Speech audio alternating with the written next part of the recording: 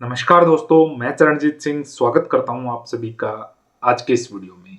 उम्मीद करता हूं आप सभी स्वस्थ होंगे, अच्छे होंगे। आज के इस वीडियो में मैं आपसे चर्चा करने वाला हूं राजस्थान की पांचों सरकारी बिजली कंपनियों में जो टेक्नीशियन और जेईएन की पोस्टें भरी जानी हैं उसके बारे में।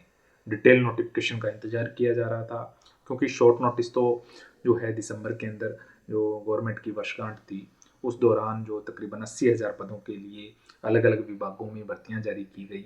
उसी दौरान इसकी सूचना आ गई थी कि तकरीबन 487 पोस्टों के लिए बिजली विभाग के अंदर भी भर्ती आने वाली है। लेकिन तकरीबन एक महीना बीतने को था, डिटेल नोटिफिकेशन नहीं आ रहा था और जो कयास लगाए जा रहे थे कि पता नहीं कब आएगा, आएगा भी या नहीं आएगा, तमाम तरह की अफवाहें थी।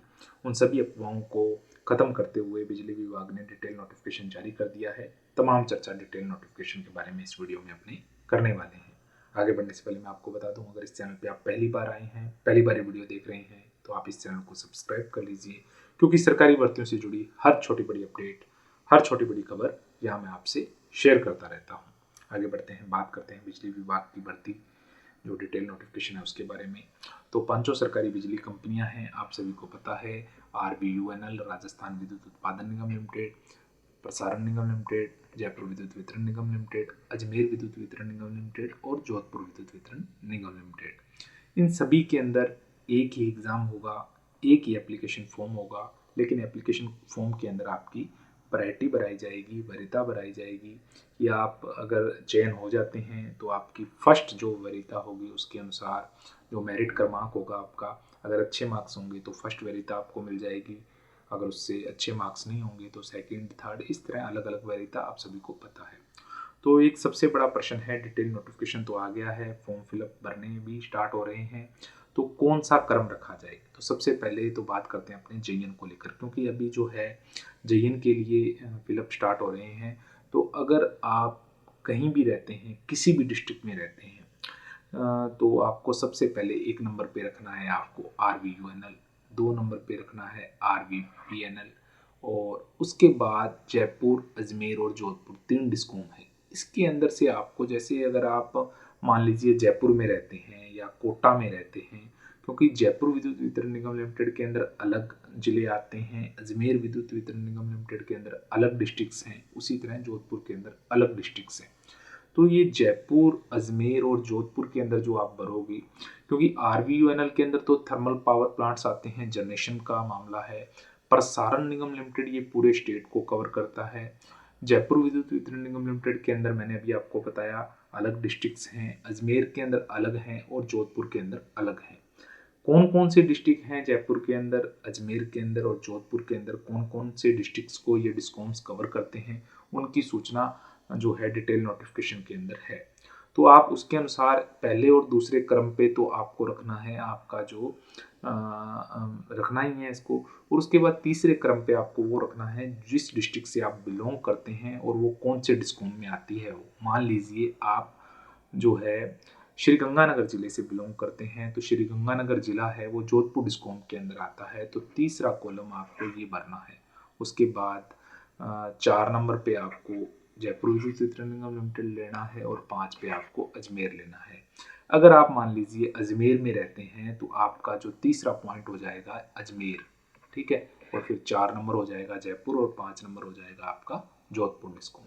इसी तरह अगर आप मान लीजिए जयपुर में रहते हैं या कोटा में रहते हैं तो जयपुर विद्युत वितरण निगम लिमिटेड आपका हो जाएगा 3 नंबर पे और 4 नंबर पे आपका अजमेर हो जाएगा और 5 नंबर पे आपका जोधपुर डिस्कॉम हो जाएगा। एक बात का विशेष ध्यान रखना है इसके अंदर, आप जो भी कंपनी का फॉर्म फिलअप करेंगे, आपको जो है पांचों सरकारी बिजली कंपनियों के लिए फॉर्म फिलअप होगा, एक ही एग्ज़ाम होगा, जो मेरिट बनेगी, अगर मेरिट में जो आपका क्रम होगा उसी के अनुसार आपको वो कंपनी अलॉट कर दी जाएगी। लेकिन एक बार जिस भी कंपनी में आप ज्वाइन हो गए उसके बाद ताउम्र आपको उसी कंपनी में काम करना पड़ेगा। इसके अंदर ट्रांसफर्स नहीं होते। मान लीजिए अगर आपका जयपुर डिस्कॉम में सिलेक्शन हो गया और आप रहने वाले जोधपुर डिस्कॉम के हैं, मान लीजिए श्रीगंगानगर जिले के रहने वाले हैं और आपका जयपुर डिस्कॉम में चयन हो जाता है, तो आप ताउम्र वापिस से आप जोधपुर डिस्कॉम में नहीं आ पाएंगे। इस वजह से आपको वरीयता क्रम बड़े ही ध्यान से भरना है। ये तो बात ही वरीयता क्रम की, उम्मीद करता हूँ आपको अच्छी लगी होगी जानकारी। नोटिस जारी हो चुका है, और ये शॉर्ट नोटिस है, डिटेल के बारे में चर्चा नहीं कर रहे अपने। ऑनलाइन एप्लीकेशन स्टार्ट हैं, शॉर्ट नोटिफिकेशन है, ये जूनियर इंजीनियर हैं, जूनियर केमिस्ट के लिए है, जूनियर इंजीनियर के लिए है, और जो आपका टेक्नीशियन थर्ड के लिए है। एप्लीकेशन फॉर्म्स जो हैं स्टार्ट हो रहे हैं 30 जनवरी 2025 से, और लास्ट डेट है 20 फरवरी 2025। ये ओनली जेईएन के लिए है। मैं फिर क्लियर कर दूं, ये किसके लिए है? जेईएन के लिए। और एक बात का बड़ा प्रश्न उठ रहा था, बड़े प्रश्न आ रहे थे कि सर क्या जेईएन में पॉलिटेक्निक वाले अप्लाई कर सकते हैं? तो मैं आपको फिर से क्लियर कर दूं, जो बिजली विभाग है उसके अंदर जेईएन के लिए ओनली फॉर डिग्री बीटेक दारी ही अप्लाई कर सकते हैं। पॉलिटेक्निक 3 वर्षीय डिप्लोमा दारी इसके अंदर अप्लाई नहीं कर सकते। आपके पास 4 वर्षीय बीटेक होना आवश्यक है या उसके समकक्ष आपके पास होना जरूरी है। 30 जनवरी 2025 से आवेदन ऑनलाइन स्टार्ट हो जाएंगे। बिजली विभाग जो 5 सरकारी बिजली कंपनियां हैं उनके ऑफिशियल साइट पे लिंक दे दिया जाएगा। आईबीपीएस इसका एग्जामिनेशन फॉर्म भरवाएगा और आईबीपीएस ही एग्ज़ाम कंडक्ट करवाएगा। और जो आपका एग्ज़ाम है, जैसे 20 फरवरी 2025 तक आपके एग्जामिनेशन फॉर्म चलेंगे, उसके बाद कितने नंबर ऑफ एप्लीकेशंस आते हैं उसके अनुसार जो आईबीपीएस है वो सेंटर की व्यवस्था करेगा। क्योंकि जो एक सबसे बड़ी परेशानी ये है कि जो बिजली कंपनियां हैं उनका जो एग्ज़ाम है वो राजस्थान के अंदर ही करवाया जाता है। आईबीपीएस के पास जो ऑनलाइन एग्ज़ाम करवाने के लिए तो बहुत सारे सेंटर हैं ऑल ओवर इंडिया के अंदर, लेकिन जो एक बहुत बड़ी शर्त है वो ये है आईबीपीएस के सामने कि जितना भी आपको एग्ज़ाम करवाना है वो राजस्थान के अंदर ही कराना होगा। तो राजस्थान के अंदर ऑनलाइन एग्जामिनेशन कराने के लिए सभी डिस्ट्रिक्ट हेडक्वार्टर पर ऑनलाइन जो एग्ज़ाम सेंटर्स नहीं हैं, लेकिन जो संभाग स्तर पर तो हैं। इस वजह से थोड़ी खासी परेशानी भी होगी आईबीपीएस को। 1 2 3 शिफ्टों के अंदर भी एग्ज़ाम करवाया जाएगा जैसे बैंकिंग के अंदर होता है।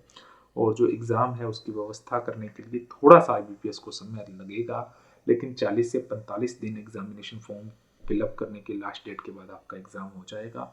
मैंने आपको पहले बहुत बार बता दिया कि जो एग्ज़ाम डेट है आपकी वो रहने वाली है अप्रैल के अंदर। एग्ज़ाम आपका होने वाला है अप्रैल 2025 के अंदर। बिल्कुल श्योर हूँ मैं, अप्रैल 25 के अंदर आपका एग्ज़ाम कंडक्ट करवा लिया जाएगा।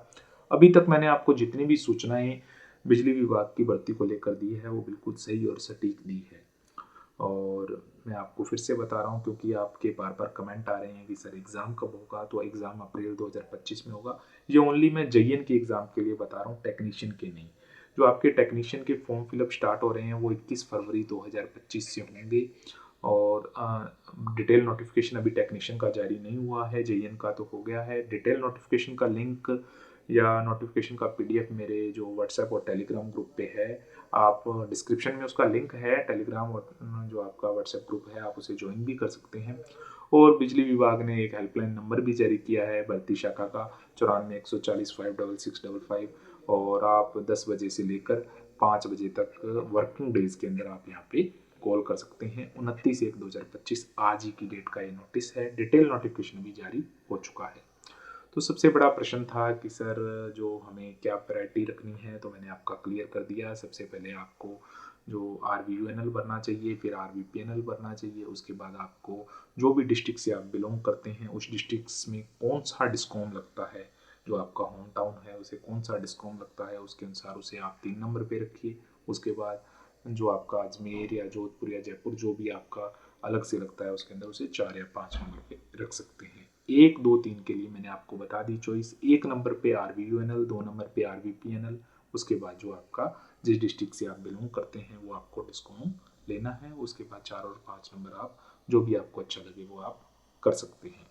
एक ही एग्ज़ाम होगा, एक ही दिन होगा, लेकिन अलग अलग शिफ्ट में भी हो सकता है। लेकिन अगर आप ये चाहें कि अलग अलग एप्लीकेशन फॉर्म भर दीजिए, कहीं आप चाहें कि हम 1 2 3 एप्लीकेशन फॉर्म भर देते हैं क्योंकि अलग अलग शिफ्ट में होने वाला है। कई बार जो आपकी एक मन में संशय रहता है कि पेपर कई बार सेट नहीं बैठता या दूसरा पेपर अच्छा आ जाता है वो सेट बैठ जाता है, तो इसके अंदर एक बहुत बड़ी परेशानी बाद में लास्ट में देखने को मिलती है। क्योंकि एक तो एप्लीकेशन फ़ीस बहुत ज़्यादा है और दूसरी परेशानी ये है कि एप्लीकेशन फॉर्म तो भरे जाते हैं अलग अलग, जो शिफ्ट वाइज एग्ज़ाम होने की वजह से अलग अलग एप्लीकेशन फॉर्म तो कैंडिडेट लगा देता है, लेकिन बाद में वही एप्लीकेशन फॉर्म कंसीडर्ड होता है, वही मान्य होता है जो लास्ट में भरा जाता है। बिल्कुल लास्ट में, जैसे मान लीजिए एक आपने मान लीजिए पहले एप्लीकेशन फॉर्म की डेट को ही 30 तारीख को ही आपने वो एप्लीकेशन फॉर्म लगा दिया और दूसरा आपने जो एप्लीकेशन फॉर्म है वो 5 तारीख को लगाया, तो आपका एप्लीकेशन फॉर्म वही मान्य होगा जो आपने 5 तारीख को अप्लाई किया है, 30 तारीख वाला मान्य नहीं होगा, क्योंकि 30 तारीख से आवेदन स्टार्ट हो रहे हैं। मान लिया आवेदन स्टार्ट होते ही आपने पहले दिन 30 तारीख को लगा दिया, उसके बाद आपने अगला 5 फरवरी को लगाया, तो 5 फरवरी वाला 30 जनवरी को लगाया, उसके बाद 5 फरवरी को लगाया, तो आपका 5 फरवरी को जो फॉर्म लगाया है वो माना जाएगा, जो दूसरे वाला है वो ऑटोमेट रिजेक्ट हो जाएगा। इसका ध्यान रखिएगा, क्योंकि मैं काफ़ी लंबे अरसे से इस भर्ती प्रक्रिया के साथ जुड़ा हुआ हूँ, पिछले कई सालों से जुड़ा हुआ हूँ। मेरे को इसका खासा अनुभव है, मैंने देखा है इसको, बिल्कुल करीब से देखा है क्या कुछ होता है, तो मैं आपका जो मेरा अनुभव है मैं आपके साथ शेयर कर रहा हूँ। उम्मीद करता हूँ जानकारी आपको अच्छी लगी होगी। टेक्नीशियन के लिए डिटेल नोटिफिकेशन नहीं आया है, जेईएन के लिए आ चुका है, टेक्नीशियन के लिए डिटेल नोटिफिकेशन आने वाला है। जैसे ही आएगा मैं आपको उसकी भी डिटेल जो भी है जानकारी दे दूंगा, और इसके बारे में भी जो जेईएन का डिटेल नोटिफिकेशन आया है, अगर आप कहोगे, आपके कमेंट्स होंगे, तो मैं डिटेल नोटिफिकेशन भी यहाँ वीडियो के माध्यम से जो जानकारियाँ हैं उसकी उपलब्ध करवा दूंगा। अन्य कोई भी प्रश्न हो इस भर्ती प्रक्रिया से संबंधित तो जरूर कमेंट करिएगा, मैं आपको रिप्लाई देने की पूरी कोशिश करूंगा। और वीडियो आपको अच्छा लगा तो वीडियो को लाइक कीजिएगा। मिलते हैं अगले वीडियो के साथ, तब तक के लिए जय हिंद, जय भारत।